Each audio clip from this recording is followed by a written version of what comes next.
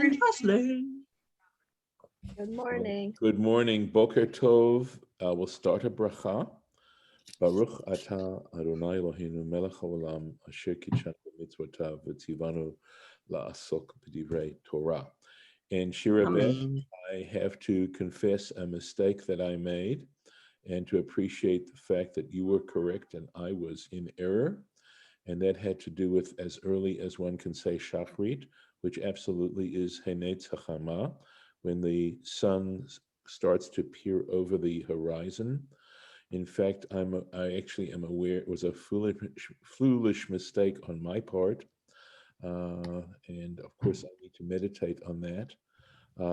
And that's because there's actually a sort of a mitzvah about ending Kriyat Shema with Tzur Yisrael, and at that very moment of the Hanetz HaChama, so that you can smoothly transition into the Amidah at that particular point. So I want to openly say I was mistaken and I was wrong.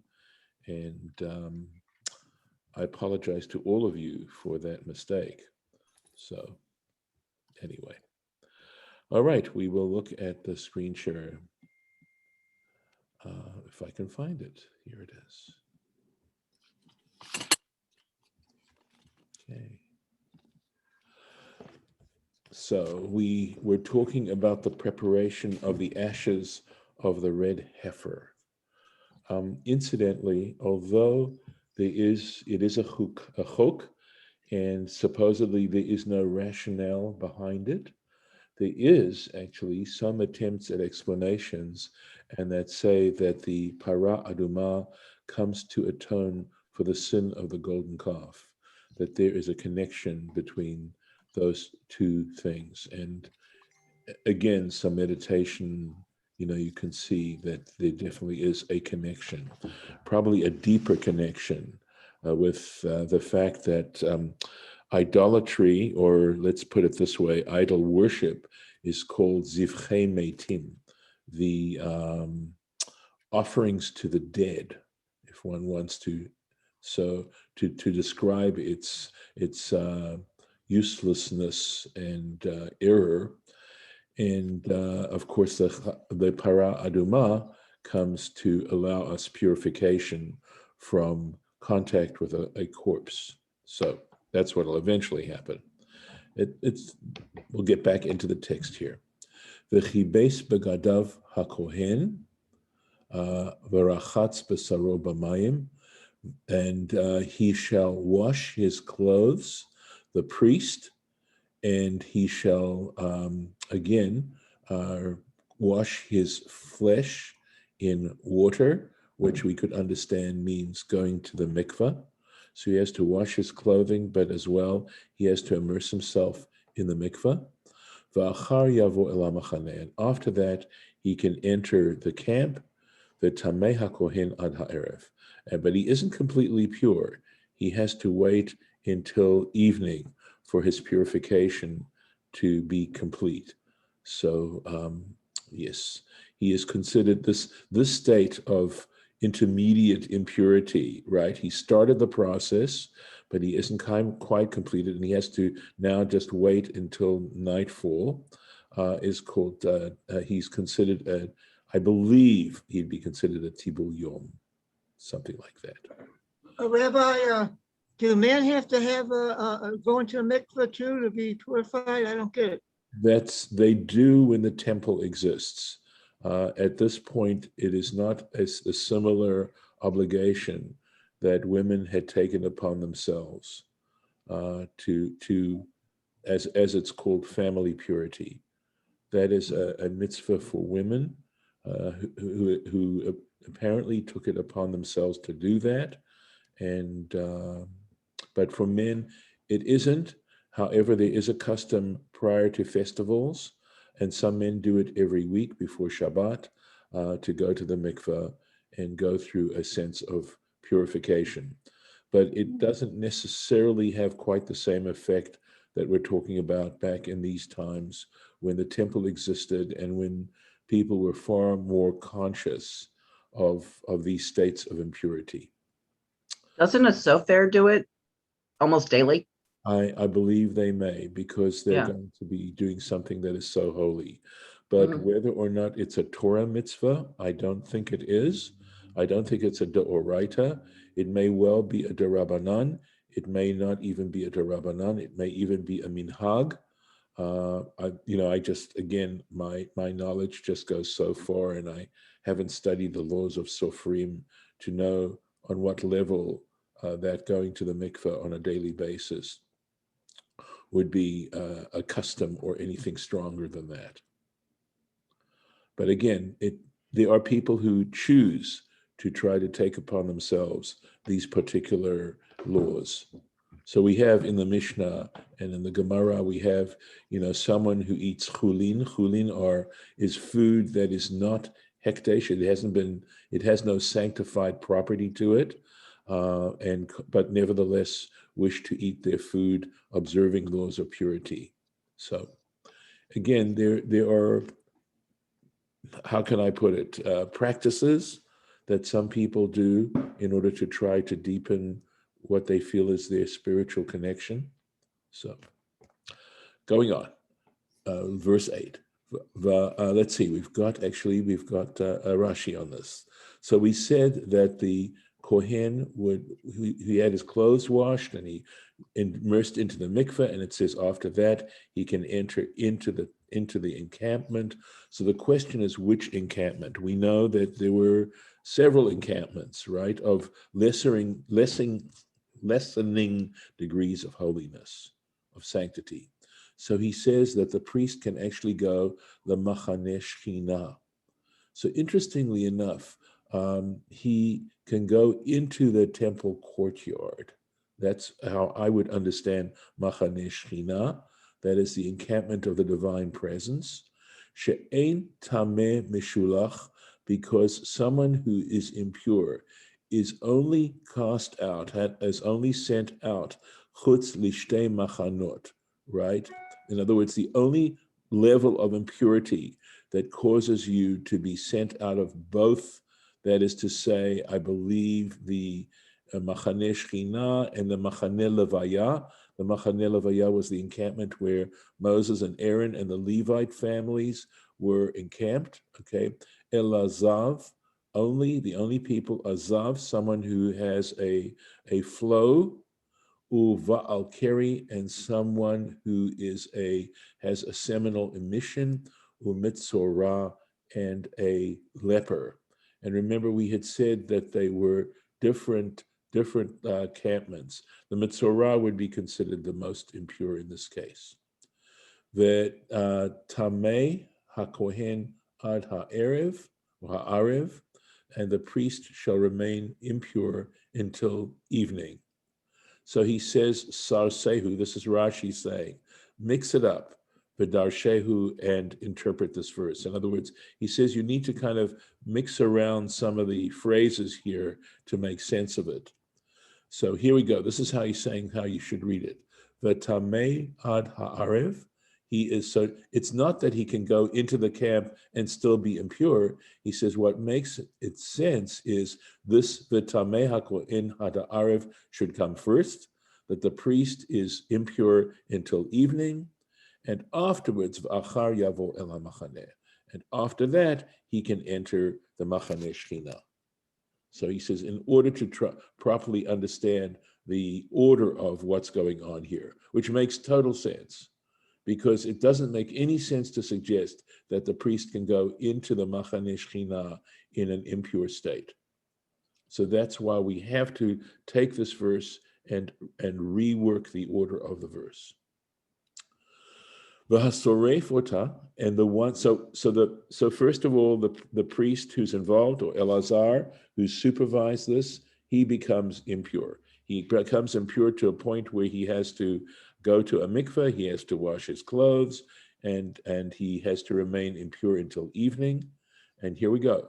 V'hasoref, and the one who actually does the burning, burns the animal. Yechabes bagadev b'mayim, he has to wash his clothing in water. V'rachatz b'saro b'mayim, and likewise he has to go into the mikveh. V'tameh ad ha'arev, and also he is also tameh until evening, right? So even though he's gone to the mikveh, he has to wait until evening for his purification to be complete. No Rashi on this. I'll make the print a little bit bigger. V'asaf ish tahor. So now there is a third person, a man who is impure, shall gather at heifer hapara, the ashes of the cow, v'hiniach michutz lamachaneh, and he should place them outside the encampment, b'makom tahor, in a pure place, v'haita la'adat b'nei Yisrael lemishmeret, and it shall be for the community of the children of Israel as a mishmeret, meaning you have to keep it, you have to guard it, lemay, or hang on to it, preserve it, lemay nida, for waters of sprinkling, chatat he, it is a chatat. And Rashi is going to explain that. Now, normally we translate the word chatat as a sin offering, but this isn't a sin offering in the normal sense. So here we go. V'hiniach mechutz lamachaneh. So this pure person, this third person, needs to place it outside the encampment. And notice there's a tractate that actually deals with this whole subject. Lishlosha chalakim. He has to divide these ashes into three parts. Mitchaleket. So he says it's divided into three parts. Echad, one part, Natan Bahar Hamishcha. He places it on the Mount of Olives. So Mishcha means to anoint. Mashiach, that word. So Har Hamishcha, because they used to use olive oil, but we call it the Mount of Olives. The Echad, and one part, Mitchalek Lechol Hamishmarot. He has to divide that one up for all, I believe, 24 watches of, I believe, Kohanim. The Echad Letoch Bachil, or Liten Bachil, and one to place into the fortifications surrounding the temple. So now he goes on to explain, Rashi goes on to explain. Zeh shel mishmarot, the one that was divided up for the watches, haya chutz la'azara, that was outside the temple courtyard. Litol mimenu, so as to take from it, bnei ha'ayarot, the people from the villages. So in other words, when they would come to the temple to offer sacrifices, and if they were in a state of impurity, this particular kind of impurity, which will be described in just a little bit, they could use the ashes to purify themselves. V'chol hatzrichim lihitaher, and anyone who required the ashes in order to become pure.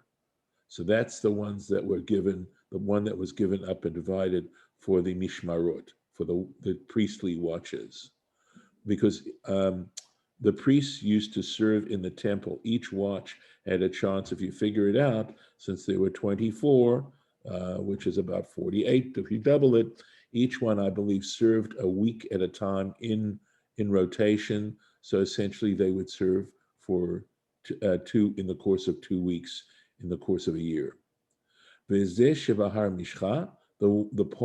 ashes that were on the Mount of Olives, Kohanim Gedolim, okay, the high priests, the Farot Acherut Mekadshin Hemena.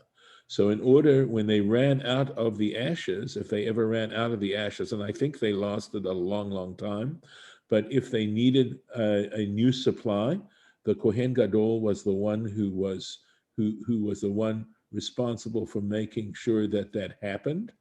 And he's saying here that the Kohanim would purify themselves or sanctify themselves from the little bit that was on Mount of Olives. And the one that was within the fortification of the temple, Natun leMishmeret, that was kept and saved, simply to be preserved. Okay, it was given to be preserved, Migzerat HaKatuv, simply by divine decree. Shenemar, as it states, V'haya la'adat b'nei Yisrael l'mishmeret, and it should be for the congregation of the children of Israel to be preserved. Lamei nida. So he's explaining this this phrase lamei nida. Let's see. Yes. So lamei nida, lamei hazaya. So the word nida, he'll explain, means sprinkling, sprinkling. And he gives other examples, Kamor in the book of Lamentations, V'yado even bi, okay? And he cast down a stone upon me. And in Zechariah, so this is the word nida is in this particular word here, because the nun gets elided, okay? And the hey can become a vav in this particular form of the verb. And here we go. Leyadot et karnot hagoyim. So it means to cast down the horns of the nations. So again, metaphorically to mean to render them impotent, that they would not be able to attack the Jewish people, I'm going to assume. He says, Lashon Zrika. This word, nida, means here to cast down. It has that meaning, that denotation.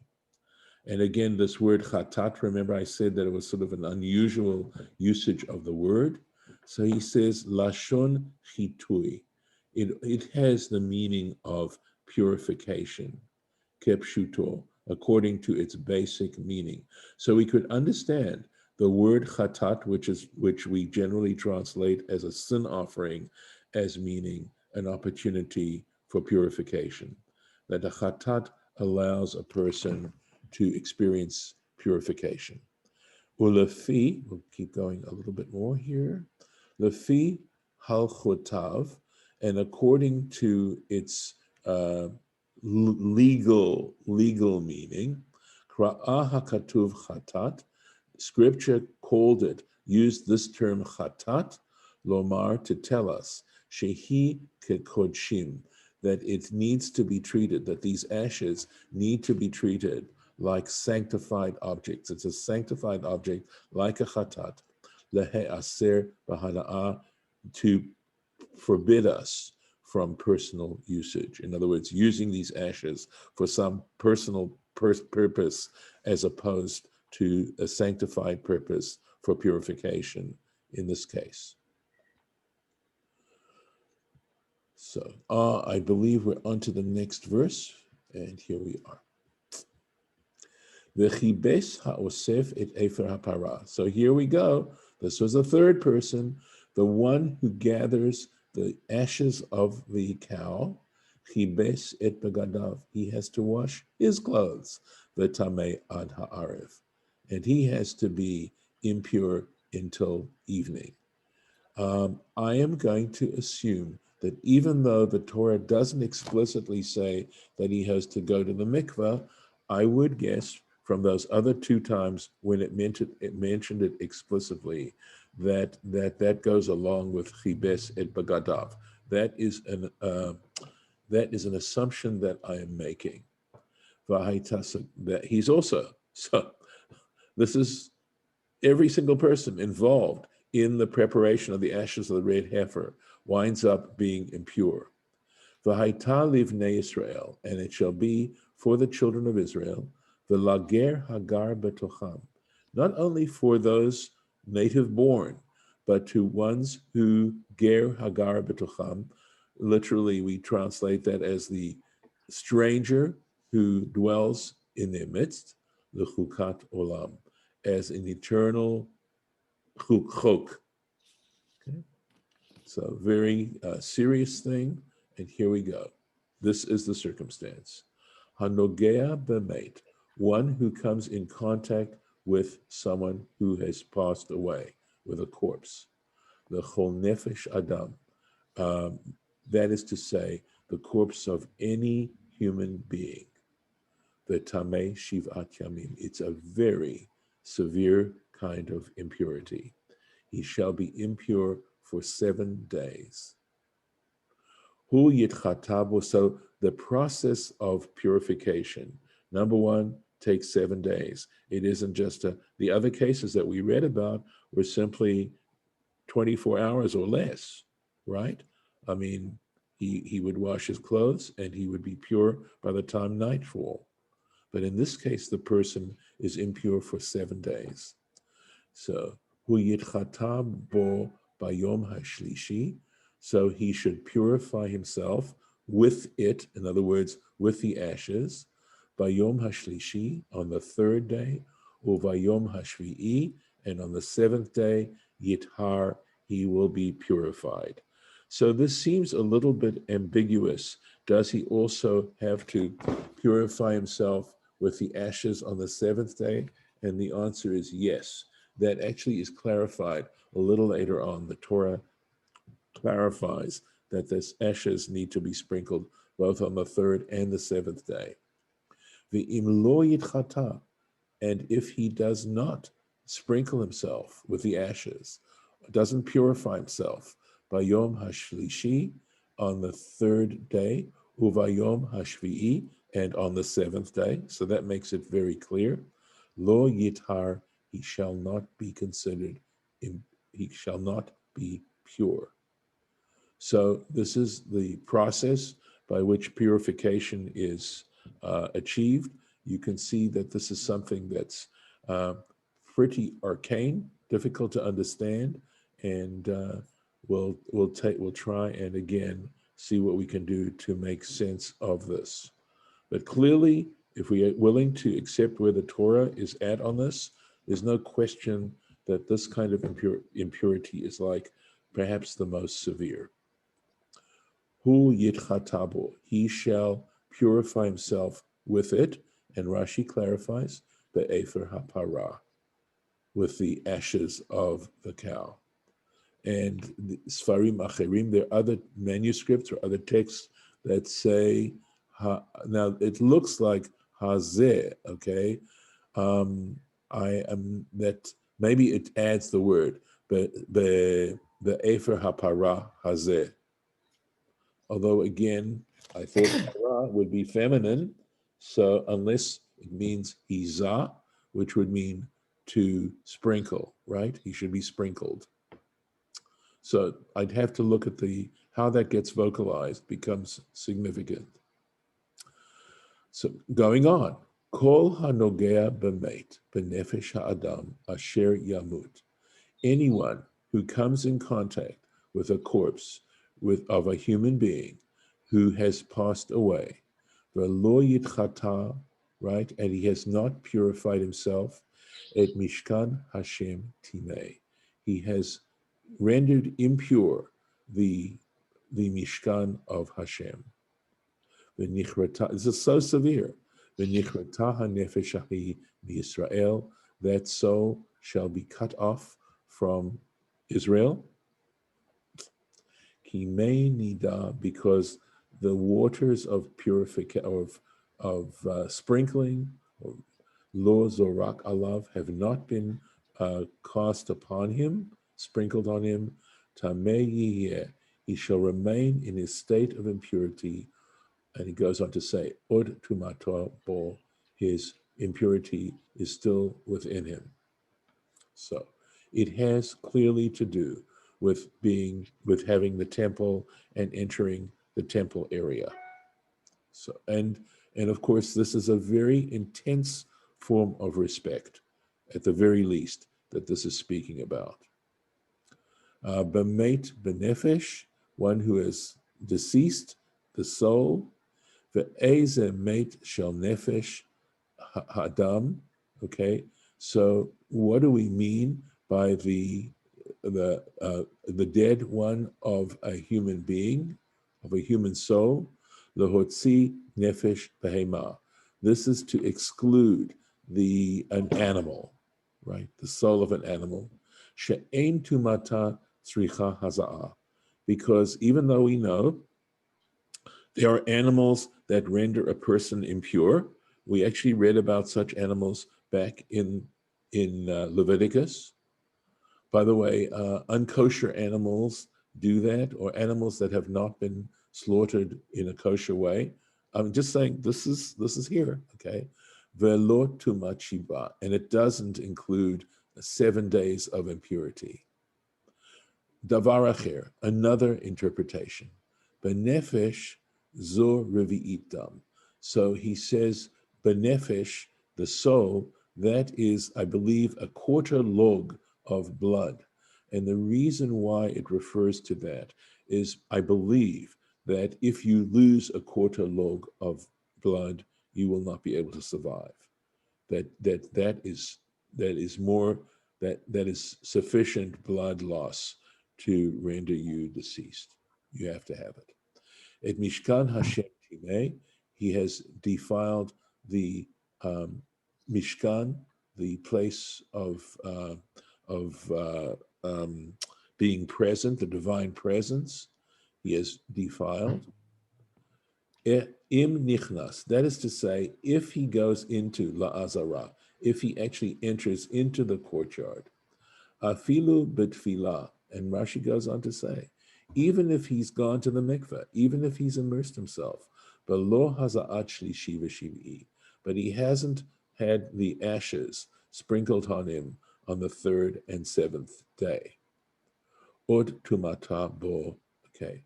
So he's saying his impurity remains on him, afal pi shetaval, even though he's immersed himself. So this is, very, very challenging stuff. It's arcane. It's hard for our modern sensibilities to be able to, I think, for our modern sensibilities to just simply accept this. So we're going to finish. I'm going to try and finish off the entire little section here, and then we can try and see how to make sense of it. So I'm going to stop here and set the place. And I'm going to stop the share, and I'm going to stop the recording.